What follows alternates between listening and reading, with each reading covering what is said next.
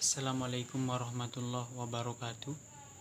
Perkenalkan, nama saya Indra, Prodi Akidah Filsafat Islam, Institut Agama Islam Negeri YIN Bengkulu. Baiklah, saya akan mempresentasikan makalah saya dengan judul Pengertian dan Sejarah Sosiologi. Baiklah, saya akan menjelaskan pengertian sosiologi. Secara etimologi, asal kata sosiologi berasal dari kata socius yang berarti teman dan logos yang berarti ilmu. Secara harfiah, sosiologi membicarakan atau memperbincangkan pergaulan hidup manusia.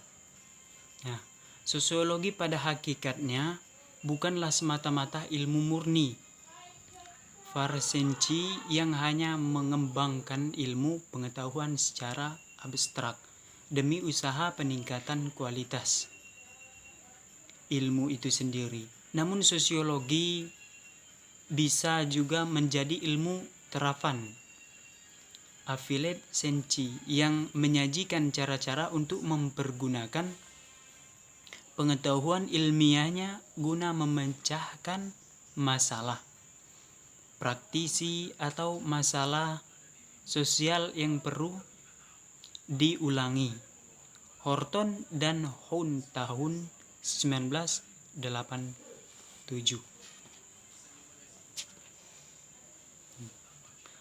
Saat ini banyak definisi resmi mengenai sosiologi. Selosomarjan dan Soeleman Sumardi misalnya mendefinisikan sosiologi adalah ilmu yang mempelajari struktur sosial dan proses-proses sosial, termasuk perubahan sosial. Struktur adalah keseluruhan jaringan antara unsur-unsur sosial yang pokok, yaitu kaidah-kaidah sosial, lembaga-lembaga sosial, kelompokan-kelompokan, serta lapisan-lapisan sosial. Yang kemudian masuk pada materi yang kedua, yaitu B, perkembangan sosiologi di dunia. Sosiologi termasuk ilmu yang muda dari ilmu-ilmu sosial yang dikenal seperti ilmu yang lain. Perkembangan sosiologi dibentuk oleh setting sosialnya dan sekaligus menjadi setting sosial itu sebagai basis masalah pokok yang dikaji. Awal mula perkembangan sosiologi bisa dilacak pada saat terjadinya revolusi Prancis dan revolusi industri yang terjadi sepanjang abad 19 yang menimbulkan kekhawatiran, kecemasan, dan sekaligus perhatian dari para pemikir di waktu itu tentang dampak yang ditimbulkan dari perubahan dahsyatnya di bidang politik dan ekonomi kapitalistik di masa lalu. Itu yang di masa perkembangan sosiologi Indonesia. Tokoh yang sering dianggap bapak sosiologi adalah Auguste Comte. Auguste Comte ini adalah seorang ahli filsafat di Perancis yang lahir tahun 1798. Auguste Comte mencetuskan pertama kali nama sosiologi dalam bukunya yang tersohor Positif Filosofi yang terbit tahun 1838.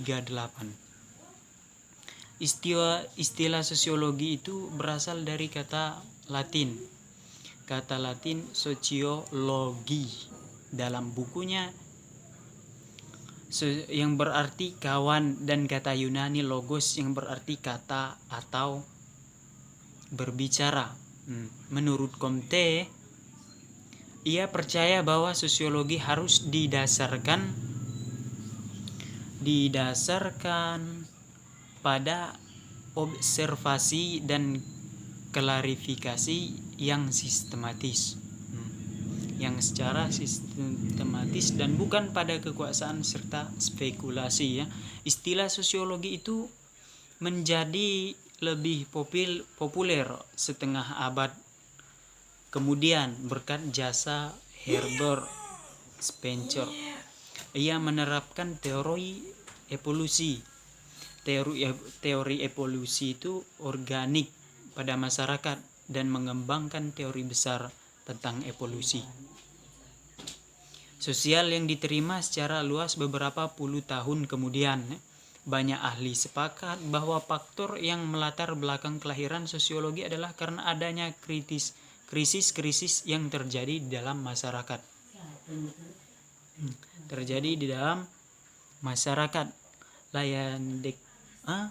Leyendecker 1983. Misalnya mengaitkan kelahiran sosiologi dengan serangkaian perubahan dari krisis yang terjadi di Eropa Barat. Proses perubahan dan krisis yang diidentifikasi adalah tumbuhnya kapitalisme pada akhir abad yang ke-15. Pada akhir abad yang ke-15 itu. Dan individu yang relatif bebas. Pada filsuf sosial seperti Plato dan Aristoteles umumnya berkeyakinan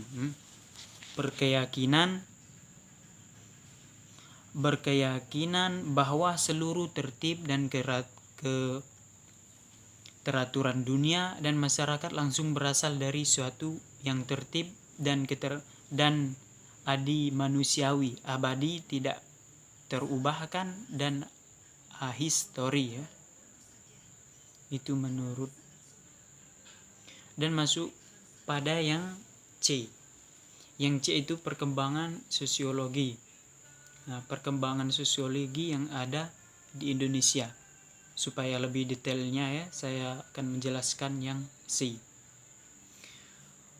Pada hakikatnya, para pujangga dan pemimpin Indonesia belum pernah mempelajari teori ya, format sosiologi sebagai ilmu pengetahuan.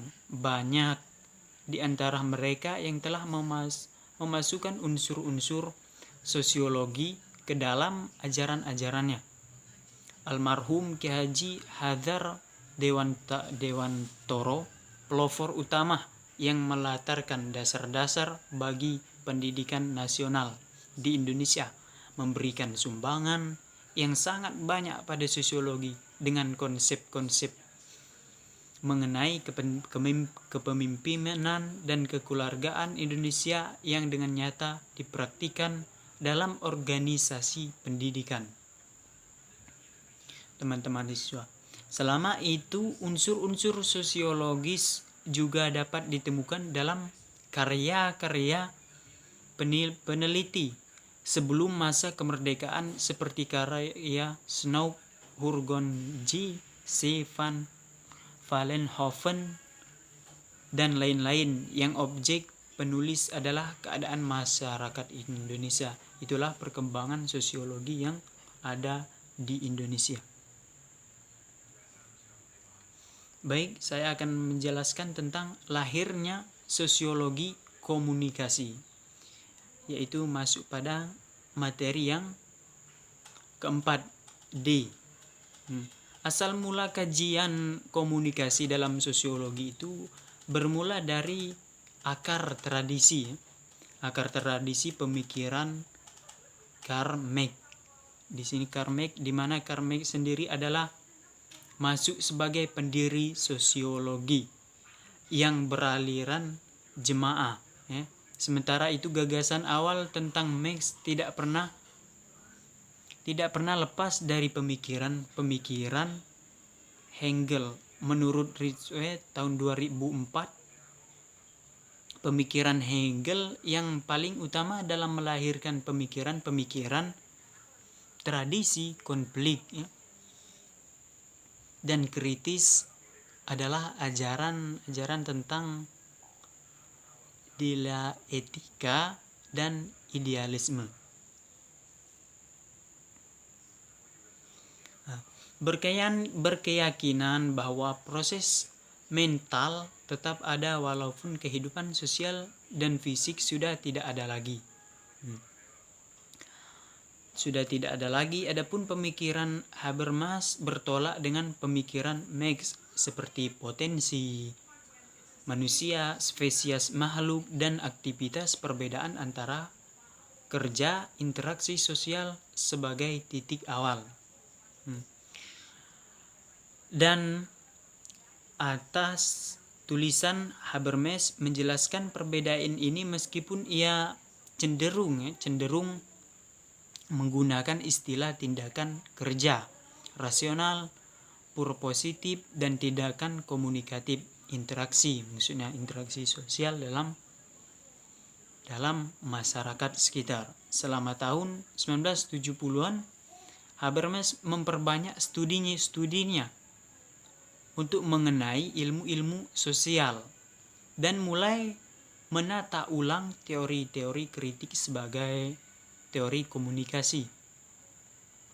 Sumbangan pemikiran juga diberikan oleh Johann Dewey yang sering disebut sebagai the first philosophers of communication.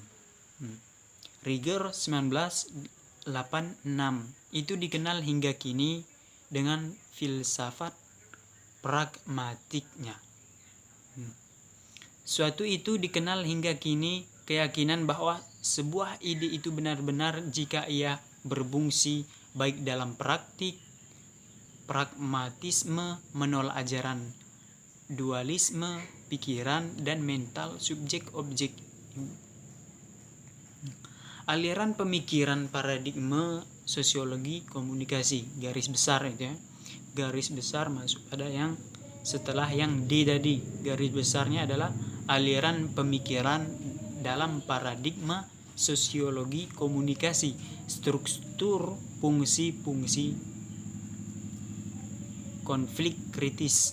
Yang pertama itu adalah Auguste Comte, yang kedua itu Emile Durkheim, yang ketiga Jacob Farson, yang keempat Robert Merton, yang kelima Karl Marx, yang keenam Jürgen Habermas, dan yang ketujuh Johann Dewey.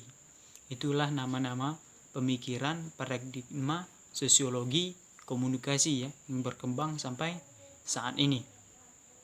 Selain apa yang disumbangkan Karl Marx dan Habermas mengenai teori-teori kritis dalam komunikasi, sumbangan dari perspektif struktural fungsional dalam sosiologi yang diajarkan oleh Talon, person teori sistem tindakan maupun dengan skema agil,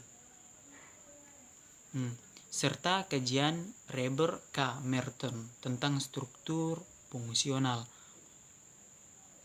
struktur sosial dan anomi merupakan sumbangan-sumbangan yang amat penting terhadap lainnya teori komunikasi di waktu-waktu berikutnya. Dengan demikian, sejarah sosiologi komunikasi menempuh dua jalur, bahwa kajian dan sumbangan pemikiran Auguste Comte, Durkheim, dan lain-lain, sumbangan paradigma fungsional bagi lahirnya teori-teori komunikasi yang beraliran struktural fungsional, sedangkan sumbangan-sumbangan pemikiran Karl Marx dan Habermas menyumbang paradigma konflik bagi lahir teori-teori kritis komunikasi. Baiklah, bab terakhir yaitu penutup ya, kesimpulan dari suatu makalah yang sudah saya sampaikan tadi. Kesimpulannya adalah sejak awal kehadirannya sosiologi banyak dipengaruhi oleh filsafat sosial, buktinya memperoleh bentuk dan yang diakui eksistensinya sekitar abad ke-19. Auguste Comte adalah orang yang disebut sebagai bapak sosiologi ya. Di Indonesia, Ki Haji Hadar Dewantoro merupakan pelopor utama dan memberikan sumbangan yang sangat banyak pada sosiologi. Itulah presentasi makalah saya tadi. Itulah yang dapat saya sampaikan. Mohon maaf jika ada kesalahan dalam pengucapan. Saya tutup. Wassalamualaikum warahmatullahi wabarakatuh.